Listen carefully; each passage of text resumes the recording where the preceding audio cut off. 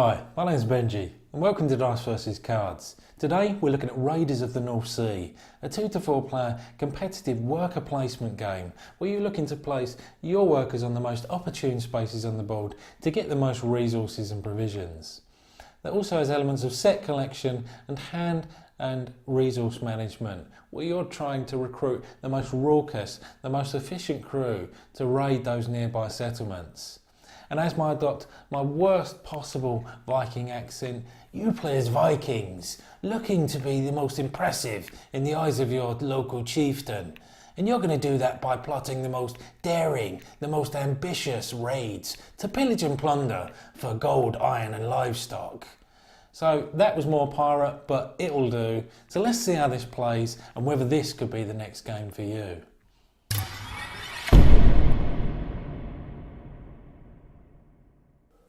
The object of the game is for you to be the player with the most victory points once the endgame conditions are met. To set up the game, you're going to take all of the livestock, gold, iron and Valkyrie tokens and place them in the bag that comes with the game. You're then going to randomly draw and place a number of tokens equal to the number in the top left hand corner of every harbour space and every settlement space. The game also comes with black, white and grey workers, and in the top right hand corner of each space is a coloured worker that needs to be placed. You will also place a black worker in the gatehouse, treasury and town hall. You will also need to randomly shuffle and draw offering tiles into the 3 spaces at the bottom.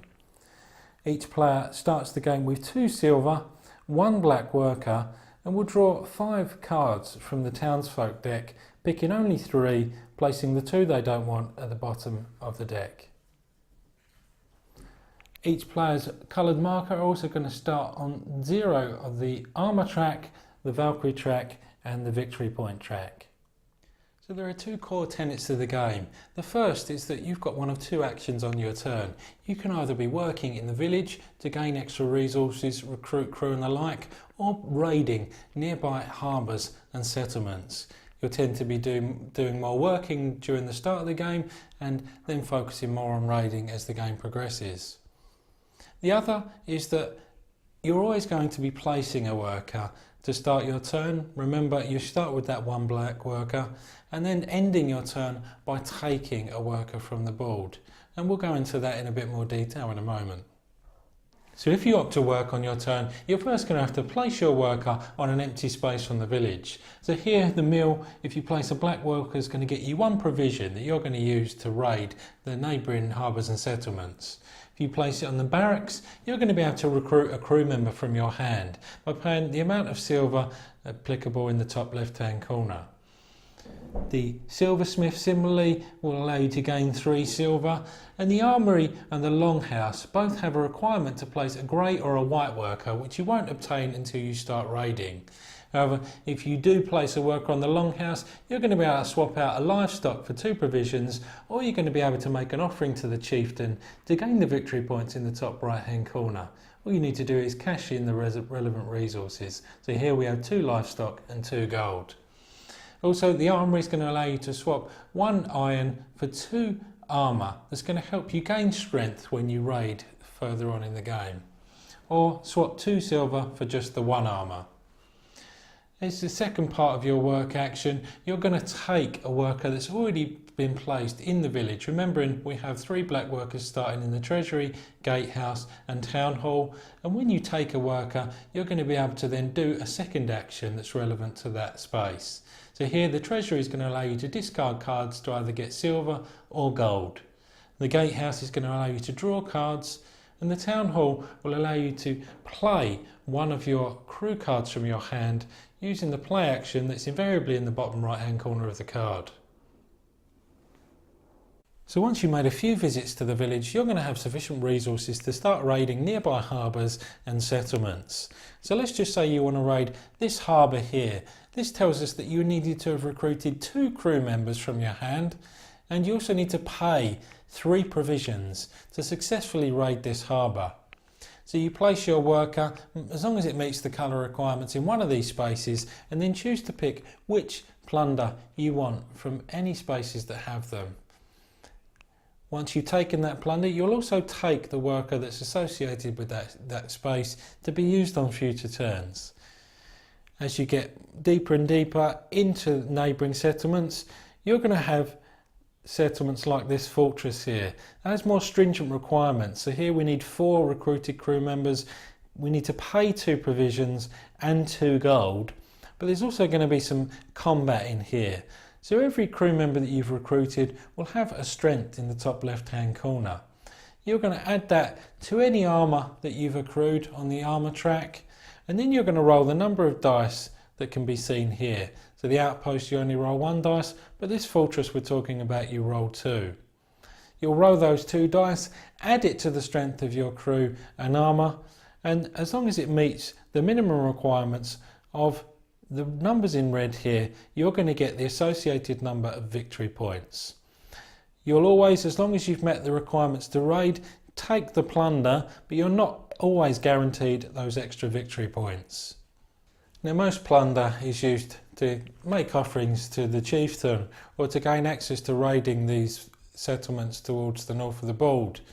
However, every time you get a black Valkyrie token, you're going to need to discard one of your recruited crew members. However, the upshot of that is you're going to place your coloured marker 1 up on the Valkyrie track. And you'll see the more you do that, the more victory points you get at the end of the game. So play proceeds like that with you taking either a work or a raid action until one of these endgame conditions is met.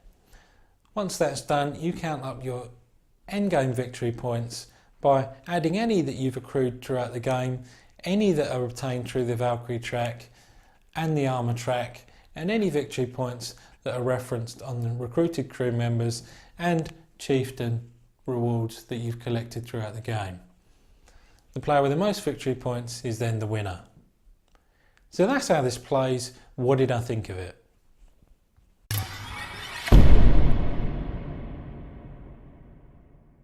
So who is this game for? Well, it's medium weight because there's a fair amount of depth and strategy on offer, and there's multiple routes to victory. And setup time also fits into that category because it can take a little while to set up and populate all the nearby harbours and settlements, but that's nothing particularly arduous. The game also has finite length no matter what the player count, so if you have some time constraints or it's the end of the night and you need to get the last sailboat, then this is probably going to have something for you. So you might want to consider this if you liked Champions of Midgard, published by Grey Fox Games, or Lords of Waterdeep, published by Wizards of the Coast, as both of those share some similar mechanics. So in terms of gameplay, well, spoiler alert, I'm going to be overwhelmingly positive here because everything feels well designed, well polished and well play tested. Even things that are pushed a little bit to the side, like the offerings to the chieftains, provide a valuable resource dump and means within which to gain points towards the end of the game. So that core tenet of placing a worker and taking one away, invariably taking 2 actions in so doing, is a really elegant way to teach people that are new to the game, but also teach people that are new to the worker placement genre in general.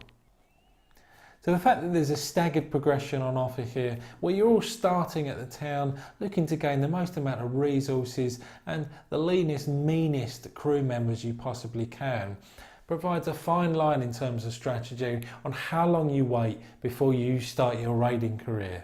Because if you wait too long, your opponents might take advantage and start racing way ahead of you in terms of raiding and points.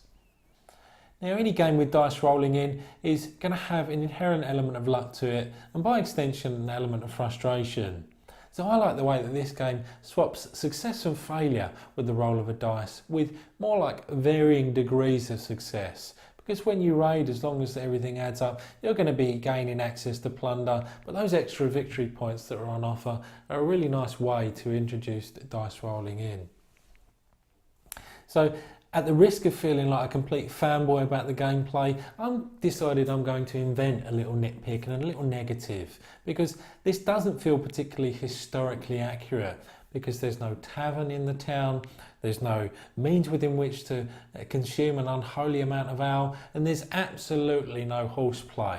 So that's my invented nitpick for this section of the review. So in terms of the look and feel and theme of the game, well, again, they've hit it out of the park in pretty much all aspects here. The artwork style is a perfect blend of realism and that cartoony nature. And that's also translated well onto the board that illustrates nicely the way you start at the bottom in your town and you venture forth towards the top of the board by raiding neighbouring harbours and settlements.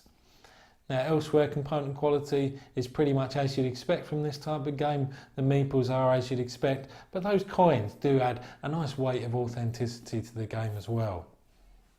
The theme, again, is communicated nicely on the board and in the rules. The rules certainly aren't perfect. They go for that nice, concise, easy to learn style rule book, but things are a bit all over the place. So it could have been a little bit easier to learn in that regard. And at the risk of, again, sounding a little bit like I absolutely adore this game, which I do, I'm going to go for a minor nitpick and say those little seagulls, the hovering over the river, probably should have been animated. Yes, it would have doubled the retail price of the game, but I think they would have been well worth it. So with all that being said, Dice vs Cards are going to give a final score of 9 out of 10 to this absolutely fantastic game that I cannot wait to come back to again and again. However, that's it from me. I'll see you next time.